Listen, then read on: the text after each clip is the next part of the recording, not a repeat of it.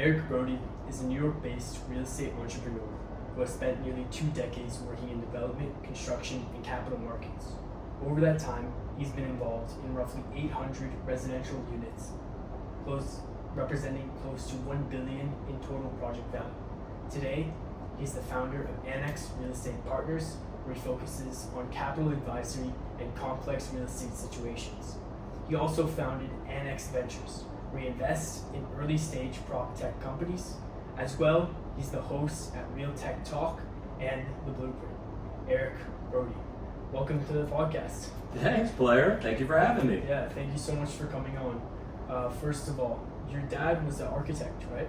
My father is an architect, so what they say is, and we always talk to everyone about this, people will say that they're an architect, right? And my father would tell you, did they pass these tests? There's like 6 tests, like imagine an SAT on steroids over 6 days where they used to, by hand, have to draw and then submit. Now, obviously, it's all digital, so it's very important. He was a registered, licensed architect in the state of New York.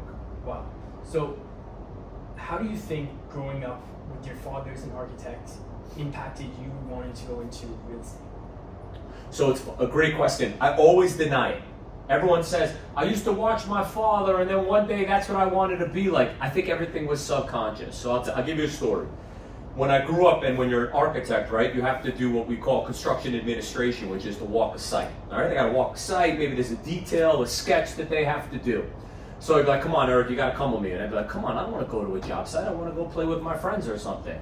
So we'd go to these job sites, and back in the day in Brooklyn, there'd be guard dogs on the site. So you'd become friends with the guard dogs, these big monsters, you know, like a meat missile, want to rip your face off. And I would sort of sit in the meeting as like a 6, 7-year-old, but really I would walk around the job. I don't know, I just wanted to see construction, and I really wanted to go to like the highest, most dangerous point where there wasn't safety rails and be like chilling. And at the end of the day, it's funny, I always denied that that was relevant, but the truth is, I did learn a ton by going on the job sites with him. So it must have had a massive impact, but it was subconscious. I wasn't conscious of it. You weren't thinking, oh, my dad's an architect, I should just go into this business because it's in my bloodline. Well, technically, he told me, don't go into the business of architecture. Because what architecture is this perception that you're the artist and that you're going to be able to do whatever you want. But there's all these constraints, zoning, code, timing, price. And the liability is massive without the return. You design something for a specific fee, but you're liable. People can come after you for that. So the risk wasn't worth the reward to him. He said you should build and develop. Interesting. So he told you not to go into architecture. Not only did he tell me that, when I graduated school, and I'm talking about college, not high school, I used to go to construction school at night. Because after a bachelor's of science, it had nothing to do with specifically about construction and development. So I went to this like GED school, associate's degree program in downtown Brooklyn. Then I said to my dad, like, yo, let me work for you during the day. And he's like, you don't draw. You're not even gonna work for me. You could sit in my office as sort of a jump off point, meet the engineers, meet my clients, meet the parties that are relevant to a construction process, but I'm not paying you $1. And that forced me to then work on the weekends where I brokered. So the benefit was there because he was tough, but the truth is he would never pay me as an architect. And did you want to be an architect? No, I don't draw. I'm not an artist. I have no interest. Why did your dad go into architecture? Because he's an artist. Now, today, he's a sculptor. Now, when I was younger, and I still have this shield, one time for Hanukkah, he literally cut out a piece of wood, sat me down next to him, he goes, what do you want me to draw? I'm like, draw a dragon on my shield. He draws this big fat dragon right off of sight, no image, nothing, and he's like, here, happy Hanukkah. So he's an artist in the true sense that he visualizes the world through a different lens than you and I do. It's just not me. It's not how I see the universe. What aspect of art would you say you have brought from your dad into development and real estate? The art of motherfucking war, bro. How to get things done, how to take complex things, disparate ideologies, weave them together in a symphony to build a building. Wow. That's the only art I know. That's a valuable one to know. Hell yeah. What do you think is one thing that you misunderstood at the beginning of starting real estate? I think the one thing I misunderstood is understanding where the real power and where the real how you really make money in the game. You're taught and sold the developer, they must be the end all and be all. And it isn't true. They're the ones who are responsible for sort of the symphony of executing on a project, but the real capital and real money is in something about risk-adjusted returns. Who's at the least amount of risk who can get the highest returns? Does that make sense? Yeah. So a developer is taking a massive amount of risk for a massive amount of gain, but a massive amount of liability. Wouldn't you want to be where if you were thinking in bets, you'd want to put a bet that has a higher rate of actually getting paid without taking such a risk? And that wasn't the developer. So that was a misconception. So you misunderstood that being a developer, you're going to take crazy outsized risks. Yeah, that you're the king, right? I'm the developer, I'm the man. There can't be anything higher than that. I'm the leader. That is not necessarily true. What does a normal week look like for you? You're running. So that's really interesting because it's always different. I think about it as sort of like a triangle or a stool right now. So there's different parts of a business, and when you're underwriting a business plan, you got different aspects of business. So part marketing, like how you getting the word out to drive traffic of those that are coming in. Part technology, how are you communicating with your engineering team to create sort of efficiencies and automations. Part real estate developer. I have 2 projects that are under construction right now, so there's meetings in the field. You need to know that those that you are paying are executing on the business plan that you had underwritten. Part psychologist, part keeping people calm. So what is that? Phone calls, meetings, opportunities. It's never the same. And my advice, or like my truth would be, always be ready. Do everything you can in your personal life because you have no idea what's going to happen that day. And the truth of the matter is, be flexible in your mind so that you can be prepared for whatever it is. It's the unknown that where the real growth happens and where things are really interesting. And my week is always unknown. You have no idea going in, like, I'm going to wake up at this time. No, I always know that, please. 5 a.m., bro. See you at the gym at 5:15, of course, right? But that's trying to create discipline in chaos. Yeah. Trying to have some, like, not boundaries, but some, I guess, reins. Well, the first and most important thing, which I never learned, is you have to be aware of yourself, right? Which means that you are the most important party. How are you going to show up? Do all the things that make you feel good to show up into the chaos that's going to be what you create. So, 5 a.m., wake up. 5:15, train. Meditate. At the office, 7:30. 7:30 to 6, 6:30, then I bounce, right? So those are like when I'm working. And then, by the way, as an entrepreneur, I may have to take a meeting at night. I may have to do something else at night, right? What are you willing to sacrifice and dedicate to your success?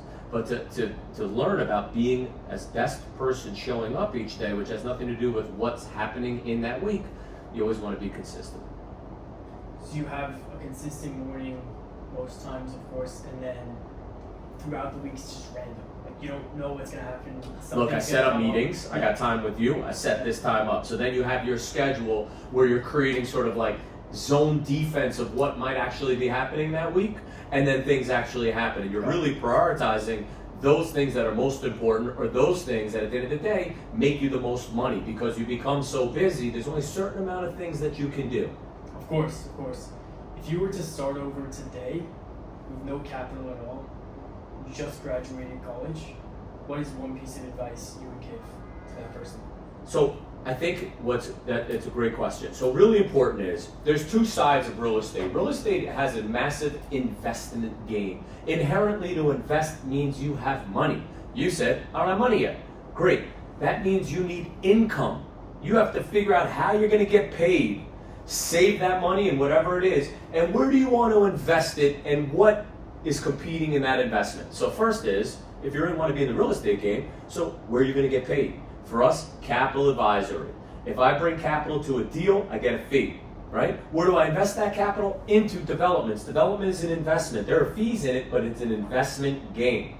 So the one piece of advice is, how can you figure out to make the most income, save as much as possible to invest in a broad array? Today, maybe you should have invested in Bitcoin, NFTs, mutual funds, stocks. But if you love real estate, I want to invest into real estate. And then inherently, what does that mean? That means that you have a business plan to increase value of an asset for your capital. And you're not generational. What you make, you need a return. What you make, you need to flip into an investment, and that investment has to give you a return. That's how you build wealth. So income, and then investing. So you start off with, I'm going to get a job like capital advisory. I'm going to bring capital to a deal, help them source capital. And then you go to, I'm going to invest the money that I get from the fee into my own deal so that I can start to build a foundation for my entrepreneurship. It's a great way of thinking about it. That was not mine. That was not So yours. mine was, what do you want to be in the future? Me? Where do you see yourself, right? What do you want to do? Me? Yeah. Yeah. I want to interview the most interesting people in the world. Okay. I want to interview the most interesting people in the world. Who is a mentor for that? Joe Rogan, Lex Great. Friedman. Joe Rogan, Lex Friedman. Great. So then you think about what was their trajectory of getting from here to there, right? That mentor, right? Then when you would go for that job or whatever you were looking for, you're like, how do I get revenue so I can survive, but that I'm on this pathway that I see of what my mentors are to achieve this goal. So for me is, I want to develop real estate. That was what my perception was. I want to be a big swinging dick developer. Okay, great. What is that pathway to do that? What is the trajectory to do that? Then I researched guys who developed. Then it came back, all right, but I need to generate income in order to do that. And that was how I got to the income, which was, if I build buildings, I make revenue. How do I then turn that revenue by saving into development? As long as I was on that pathway that we're talking about, I was satisfied.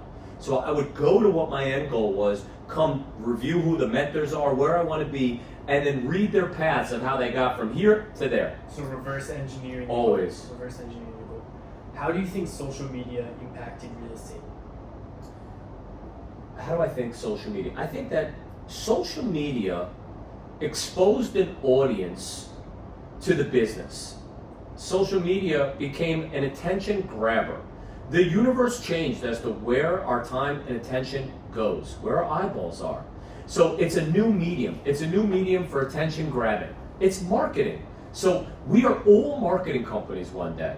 Whether it's you're like, I want to interview famous people. Well, the producers, famous people need to see you. How are they going to see you? Inherently, there used to be this pathway, network TV, to then, and you're like, nah, that's not the way it works anymore. So for me, content, right? And it's not social media, it's content, right? And content is inexpensive. So it used to be really expensive to create content and to make production. Now it doesn't need to anymore. Authenticity drives eyeballs. So now I have an audience of hundreds of thousands of people at my fingertips each day. What do I need from that audience from a business perspective? That would be the way I would look at content creation. It's a massive funnel driving people to your business. So there's a lot of top of funnel. It's all top of All top of funnel. all top of funnel. How do you think it impacts commercial real estate? Because you see with like residential, you have Ryan Serhant who's like killing it, and all of those people where they're making videos on Netflix, TV shows on Netflix, and that's their top of funnel. But with commercial real estate, right? I don't think there's a lot of people, and I don't think Netflix would have, a commercial broker that's selling to some random office space to some random person. How do you think it's impacting commercial real estate? First off, I would challenge your theory, right? Why is it that being exposed to content is a not influential in commercial real estate? Like, why not? Is it because the human is resisting that change? Is it because if in resi it worked, why wouldn't it work in an analogous industry? I don't know. Are people nervous about putting themselves out there to be criticized? Whereas resi's like, fuck it, let's go for it. So I would challenge that thesis in general. If I can be in front of more people's eyes than I ever could by making phone calls, which is completely inefficient, or sending emails, which is completely inefficient, then you'd say, how many people dislike me? How much hate how much discomfort can I handle? Well, if I were able to go out to 100,000 people and let's say 80% thought I was an idiot, that means 20,000 people thought I wasn't? Come on now, that doesn't make any sense. I think that 100% content creation into every business is a marketing funnel. And if you're not using it, an inexpensive marketing funnel, you're at a disadvantage today. You're a mind virus. You're in people's heads that have never heard of you because it's in the moment that they decide what they need, that they may reach out to you, depending on what your messaging is. Okay, so But that's not the real secret. The real secret is, what do you do with the traffic incoming, and how do you nurture that so that it comes down to one day being something of value? How do you accelerate the growth of being credible? Credibility is expertise and trustworthiness. How do you truncate that instead of people saying it took me 20 years here down to 1 year? I don't know. Is this all accelerated growth? Maybe. do you think social media could give false credibility? Of course. I mean, but that's, you know, Yeah, that's you can't be a sucker, you know, you're Yeah. from New York, you gotta, you know, you can get hustled by anyone anywhere. Yeah. So of course it gives false credibility. How do you know because you saw the video that they are credible? But that's irrelevant. If underneath that you drove an eyeball, got information about that, and then it turns out, for me, I wasn't on social media after building 40 buildings over 18 years. At the end of it, there is a credible party. So I don't care, it's not my issue. If you look at what Sirhan is doing at the end, he's a great marketer and selling a ton of real estate. It is true that he knows what he's doing and he worked his ass off. Even if he's doing some corny video, it still drives to a credible party in that space. Yeah. You have to be a credible party no matter what, but in any business. But if you could accelerate that growth of driving people to you, like, who wouldn't do that? You're using scalability to a business that was never scalable. It's networking at just like a massive scale. Massive. Yeah. Or reinforcing a message of people you never even would have heard of that want to communicate with you. Yeah. How do you take a relationship from cold to warm without ever meeting anyone? People build like a relationship with you if they watch your content. 100%. If you and I met Joe Rogan, we'd be like, is her name Joe? Right? For real. Yeah. So imagine doing that at scale in your business. Yeah. People don't come up to me and go, hey, is your name Eric? They're like, yo, I love your content. I'm like, are you in real estate? Yes, they're reaching out to me. Even if, and I don't care if they're massive executives, because those executives also know that I built these buildings and know me. They pick up the phone.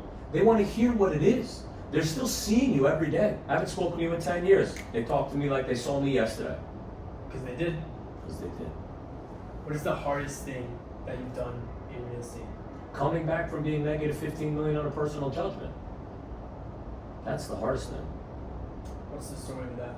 I developed a 21-story building. I'm a big swinging dick developer. I think life is good, no self-awareness. And then Corona hits, and the lender, they just took out Schvo on a deal in the Raleigh. They foreclosed on me, then they come after the guarantees. That's the infinite risk of a developer. Then they won a judgment against me personally for negative 15 million. So now you're negative 15 million after your entire life of generating revenue.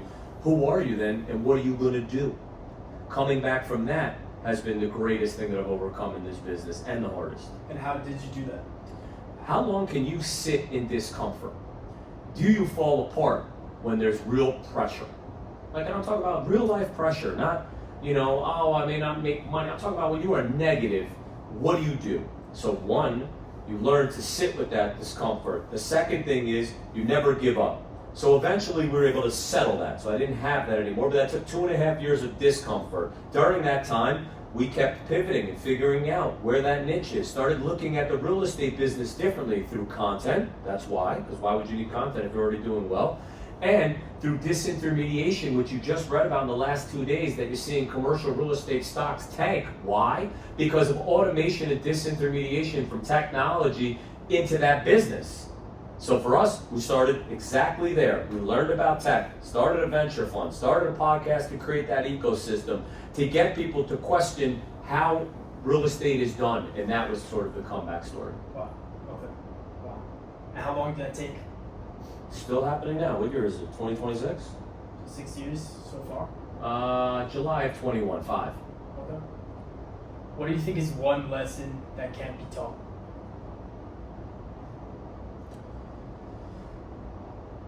It can be taught over repetition. It's just being uncomfortable and being okay without having the answer, right? Development in real estate is a complex business, not complicated, which means inherently things are going to happen that you cannot underwrite or see. When that happens and it's uncomfortable, what do you do as a human when you react in fight or flight? Can you sit in that discomfort till the solution comes? You can't teach that. That's just something that just comes over time. And do you think some people are bored with that, or No, everybody I think everyone has to work on it. Even your special force operators talk about breathing exercises because there's chaos, right? Your body is going to react. If you cold plunge, it's like, how do you not hyperventilate in the cold plunge? You have to sit in the discomfort, right? It's going to happen in your real life. It's going to be uncomfortable. What are you going to do? How can you sit in that day in and day out? There isn't an immediate solution. You just keep going? I don't know. Each person is different, Yeah, you know? What is one piece of advice you would give to somebody who's trying to make it in real estate? What would be one piece of advice? Just what we were talking about. Find the end goal of where you wanted to go. Drive that back to today, because you will fight. Like there's this guy named Sun Tzu in The Art of War. You ever heard of Sun Tzu? General, 5,000 years ago? So he would put his soldiers up against a natural barrier and then the opposing army in front of them, because when there's no bridge or any way of escaping, you fight like a poet, a warrior poet. You just keep going because you're already dead. So my advice would be, you go back from what the goal you're trying to today, so that whatever you're doing it with such passion that you will go the extra mile. Because if it's not along your path to your future success, for me, I wasn't willing to put the energy and then requirement. So mine would be, find out what it is you're trying to achieve, so that each day, whatever you're learning, even if it's fucking boring, you're willing to get fully into it. And I would also say, anything that you choose, you go hard at it for 1 year. You go through each season. Someone called a sabonim, which is basically my Hapkido master, which is a Korean martial art, was like, if you're gonna come here for less than a year and not go through each season, don't come here. That means go hard at it for a year and then decide if it's for you or not. Yeah. There's always, the grass is always greener on the other side. Yeah, but if you never went hard at anything, you wouldn't know what you were able to achieve. Of course. Who's the most impressive person you've ever met? The most impressive person I've ever met? I don't know, anyone who's at peace is pretty impressive to me. In this chaos, anyone who can live their life at peace is impressed by. I'm impressed by. Wow. Okay. Interesting.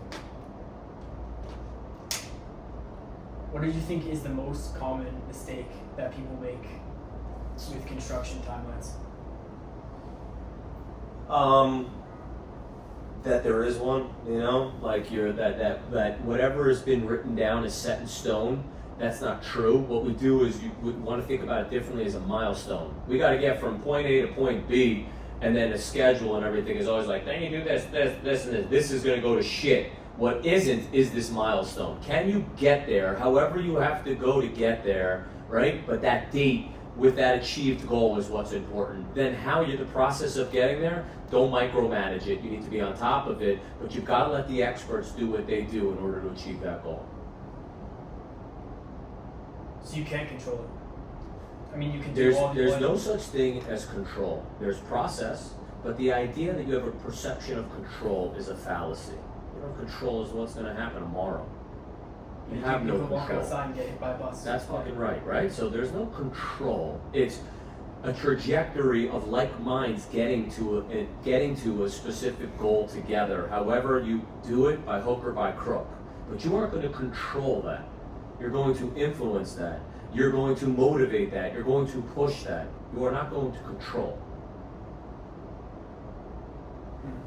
So you think there's no such thing as control, it's just perceived control until it's broken? Of course. Yeah. What do you think, what do you look for when you're investing in a company? So that changes over and over, right? So investing in a company, when we were looking at sort of in venture, right? Mm-hmm. It's like a few different things. First, that I thought was always really relevant, you're investing in people. Like, do you see that they're the type of people that will never give up, right? Boom. Second, you're looking at what they're trying to solve, and like, does that have value? Like, does it even matter, right? So you solve that. Is there a pot of gold at the end of the rainbow, even if you do solve it? The TAM. What's that? The TAM. Like what the is total that? addressable market. Like, is it Yeah, I mean, is it the TAM, or is it like, does anyone care, right? Is like, this useful? Is this useful, you know? And it's like, shouldn't you invest into businesses that you sort of understand? So look, we invested in a bunch of companies. The real estate tech market changed dramatically. The companies that were like the most successful were the ones that we thought, you know, didn't have much of a chance, but we believed in the principles, and they're the ones doing the best. So at the end of the day, I think you invest in people. What do you think is one company that doesn't exist yet that should?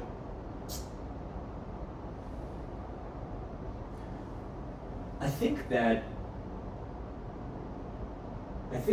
I don't know if they exist, they're trying to exist. So all these companies, like, people have identified the problem. It's, can they achieve the goal? So like, think about it for construction. Wouldn't you want a language model over every construction document you have for a project? Doesn't that seem relatively simple? It's like, what's on the 8th floor? How many doors? What got delivered? Like, you could just ask it questions all day. Like, just ask it. Like, are we on the critical path schedule? What was the last requisition? Like, just a language model over a data set.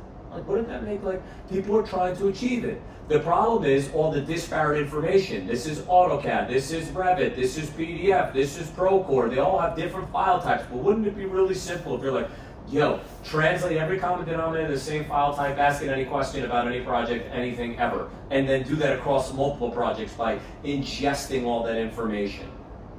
You know, that doesn't exist yet, but that is, and people are attacking it and trying, but like, is it there yet? Interesting. What is one piece of advice that you would give to the younger generation? Well, I give a bunch of advice right now to the younger generation. I'm like, you should be into content because that's the way in which we all communicate. Take all these drama classes that you thought were weak, get in there, man. Learn about the camera, learn about how you persuade people to your argument. Then the second is, we have this thing called technology today. Technology is a separate industry. I don't care if you want to get into finance. I don't care if you want to get into real estate, construction. Learn this industry as a secondary requirement. How you translate or communicate or learn what an engineer does, how they do what they do, so you can make that application, or when you find that party that understands it, to any business you want. Private equity is buying up high-intense labor, asset-heavy businesses to change. Why? Anything that's asset-heavy with labor, that can be interrupted by technology. That's what they're all trying to roll up. Mechanical contractors, plumbers, dry cleaners, fucking parking. All these things are being rolled up today. But how can you help the old market that already has capital and isn't trying to change? Learn about what the change is and apply that to any industry. So to me, you have to learn those both things. Like, what would I be doing right now? It's like, major in whatever business you want, or real estate, or finance, or humanities, or whatever. I would be minoring in everything to do with, like, what does tech mean? What is engineering? What's a product manager? Like, on and on, so I understood. So you don't think it's enough to just rely on AI to know it, or you think there's a type of knowledge that human can bring to the equation that AI won't know? So the AI is like broad. It's like, I ask the thing and it does the thing, right? It's like, all right, like, I get it, right? But that infrastructure, or applying data to AI, your data set, a process-driven approach to what you want and how you like to ingest information. It's like, yeah, it's there, but how you manipulate it to your needs and your outcomes. Interesting. What is one book that you think everybody should read?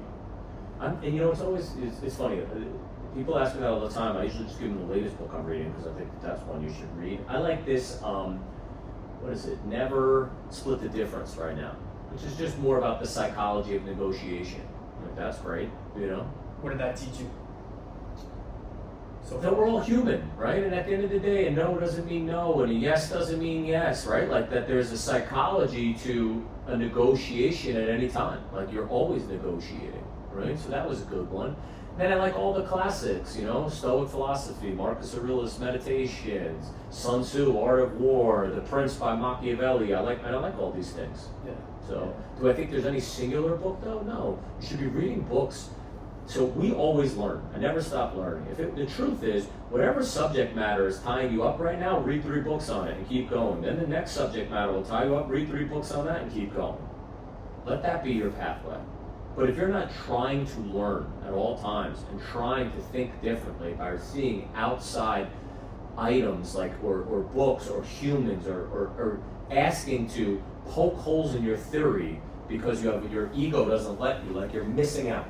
You want people to beat the shit out of your ideas. So always be learning and never stop learning. Yeah, always stay palpable. It's like, I still work out. Stay flexible, right? It's like, why? Because when you become rigid is when you crack and fall in a storm, right? But a blade of grass is always ducking and moving and flowing. You have to stay flexible, mind and body. Wow. Yeah, makes a lot of sense. What is one goal that you have for 2026? What's one goal? You know, it's easy. We'll do a revenue goal. You know, what's one goal? Really seriously, it's like, how do I calm down my parasympathetic nervous system so I'm not always on? If you really want to know a goal. Lower cortisol, basically. I don't know, Yeah, bro. yeah. I'm trying anything. I'm at sauna. I'm at cold plunge. I'm lifting, whatever. Just to like let go. That would be something as a goal for 2026. I mean, I have economic goals. We have company revenue goals, but like for me personally, that's a personal goal. And do you think you can achieve that goal while still having revenue goals that are ambitious? Because, like, in order to hit those numbers, you do have to be on all the time and really getting after it. Do you think you can have both sides? 100%. Because think about it this way. Your life is going to be filled with stress. It's going to be difficult. It's going to be hard, right? That doesn't mean that you can't control what's occurring within you, okay? And how you perceive those stressors. Whether we were in the plains fighting off animals and Neanderthals or whatever it was, and whether we're in NYC, you have to find peace within. It has nothing to do with the external environment, although maybe if it impacts you so much, but can you sit within peace within that chaos? And to me, yeah, I grew up with martial arts everywhere. It's like, yeah, fuck yeah, I can. Let's figure it out. How do you sit in peace? What martial arts did you It was always based on distance. So when I was really young, it was karate because I was like right around the block. When I was in high school, it was kung fu because I was on the other side. When I was in college, it was some creepy MMA where we just beat the piss out of each other. After was Hapkido because it was close by. And then I started punching around with jiu-jitsu, but too old and too tired to lift now and stay in shape. I did jiu-jitsu, and it's like, after coming out of a fight and MMA as well, after coming out of like a sparring or anything, you realize it kind of scales all of your problems down to, I'm not about to be shot and killed, or I'm not about to be choked out, right? Do you think that's really, really smart and like really, wise of you? The answer is yeah, everything, right? Like why work out at 5 a.m.? Because if I did something hard, the rest of the day will be easier. I can think clearer, stay calm, right? Spiking cortisol, freaking out does nothing, right? And it's not, look, I learned this from special force operators, right? The ones who are supposed to be out there in the craziest of situations and then executing. They're all talking about staying calm, right? But they don't talk about staying calm. They're like, stay calm, stay calm. They're actually talking about it, go through the fear to find peace and calmness. They don't talk about avoid freaking out. They say freak out faster and get through it so you can be calm. So just finish it. Go through, Yeah. not hide. Yeah. What is the best piece of advice you've ever received? What's the best piece of advice I've received?